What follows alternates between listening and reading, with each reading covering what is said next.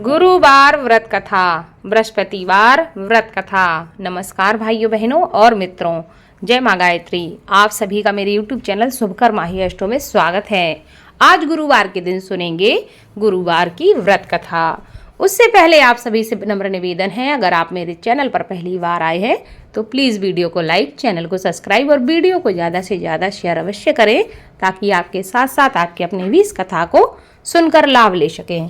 और bell icon को अवश्य दबाएं, ताकि आने वाली वीडियो की नोटिफिकेशन आप सभी को मिल सके। गुरुवार का व्रत करने से व्यक्ति के समस्त मनोरथ पूर्ण हो जाते हैं, बड़े से बड़े संकट समाप्त हो जाते हैं। व्यक्ति के जीवन में किसी भी प्रकार की खुशहाली की कमी नहीं रहती। माना जाता है कि जो लोग संतान संबंधी समस्या से जूझ रहे हों, जिन्हें संतान की प्राप्ति करनी हो, उनको गुरुवार का व्रत अवश्य करना चाहिए। या जिनके वैवाहिक जीवन में कोई समस्या हो, उनको भी गुरुवार का व्रत अवश्य करना चाहिए और इस कथा का स्मरण अवश्य करना चाहिए।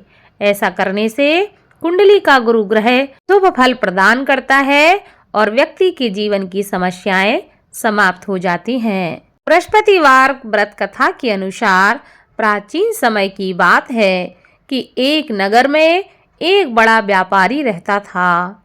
वह जहाजों में माल लदवा कर दूसरे देश में भेजा करता था। वह जिस प्रकार अधिक धन कमाता था, उसी प्रकार जी खोलकर दान भी करता रहता था। परंतु उसकी पत्नी अत्यंत ही कंजूस प्रवृत्ति की थी। वह किसी को भी एक दमड़ी नहीं देना चाहती थी। वह अपने पति को ही दान करने के लिए मना करती रहती थी, लेकिन उसके पति उसकी कोई बात नहीं मानते थे और वह प्रतिदिन दान किया करते थे। एक बार सेठ जी जब दूसरे देश व्यापार करने के लिए चले गए, तो उनके पीछे से बृहस्पति देव ने साधु वेश में उसकी पत्नी से भिक्षा मांगने के लिए उसके घर पहुंच गए। व्यापारी की पत्नी बृहस्पति देव से कहने लगी कि हे साधु महाराज, मैं इस दान और पुण्य से तंग आ गई हूँ।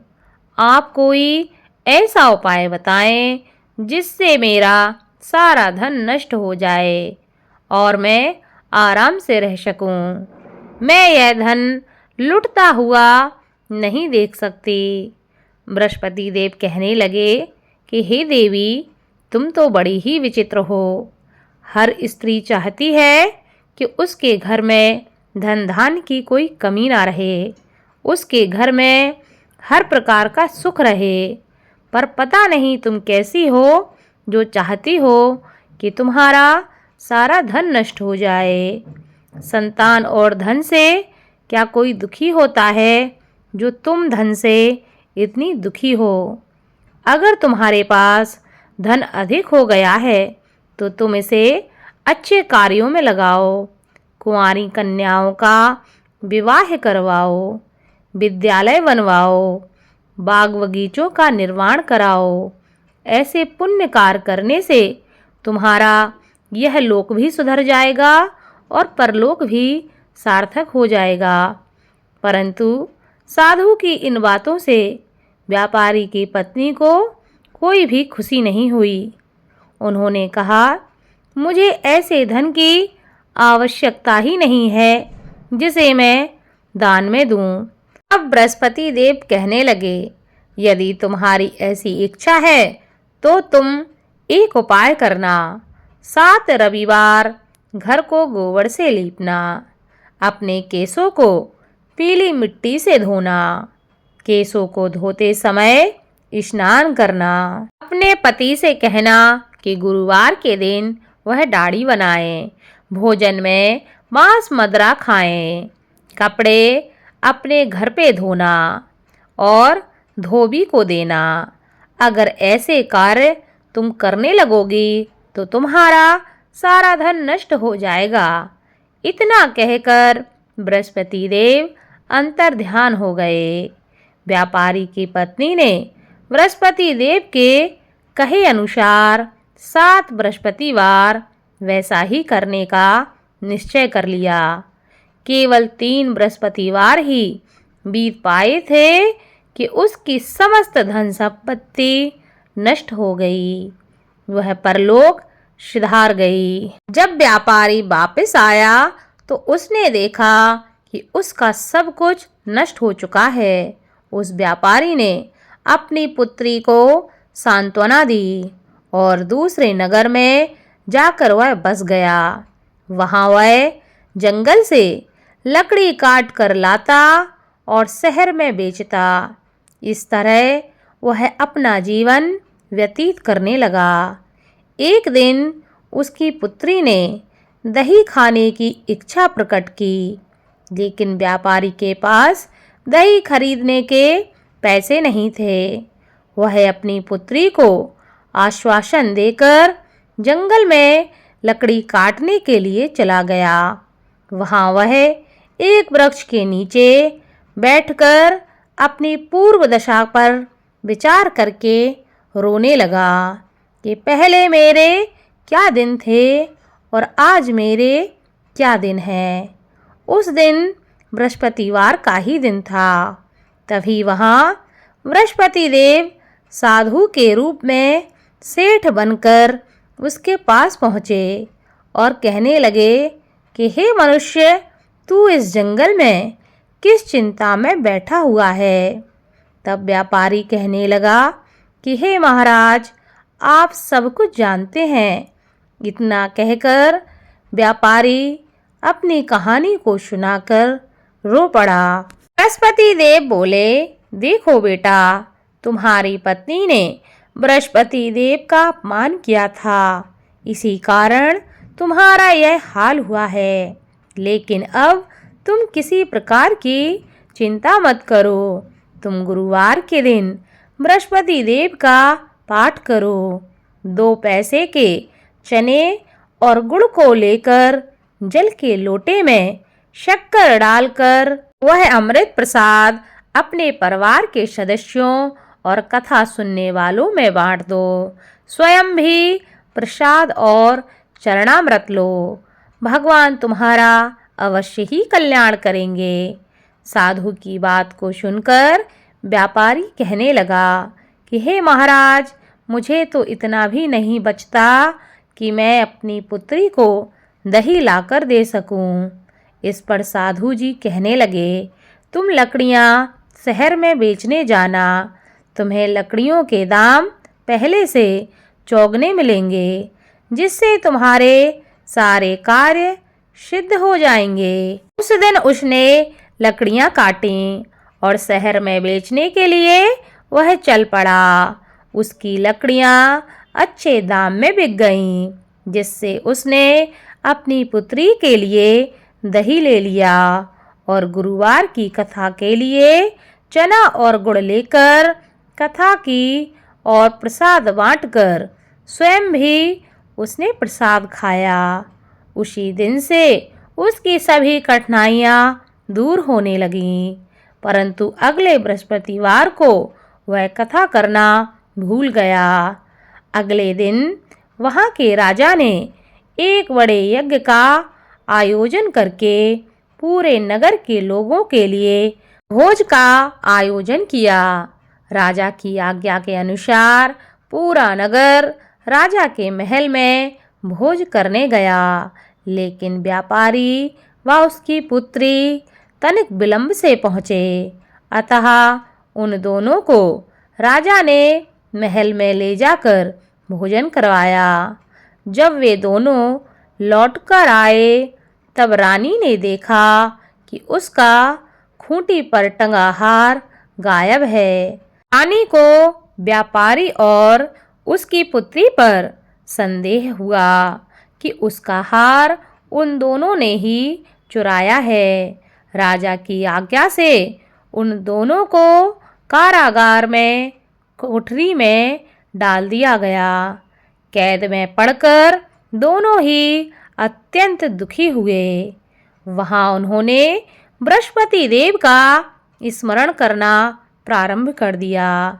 बृहस्पति देव ने प्रकट होकर व्यापारी को उसकी भूल का आभास कराया और उसे सलाह दी कि गुरुवार के दिन कैद खाने के दरवाजे पर तुम्हें 2 पैसे मिलेंगे। उनमें से तुम चने और मुनक्का मंगवाकर विधि पूर्वक बृहस्पति देव का पूजन करना। तुम्हारे समस्त दुख दूर हो जाएंगे। बृहस्पतिवार को कैद खाने के द्वार पर उन्हें 2 पैसे मिले। बाहर सड़क पर एक स्त्री जा रही थी। व्यापारी ने उसे बुलाकर गुड़ और चने लाने को कहा। इस पर वह स्त्री कहने लगी, मैं अपनी बहू के लिए गहने लेने जा रही हूँ, मेरे पास अभी समय नहीं है। इतना कहकर वह वहाँ से चली गई। थोड़ी देर बाद वहाँ से एक और स्त्री निकली।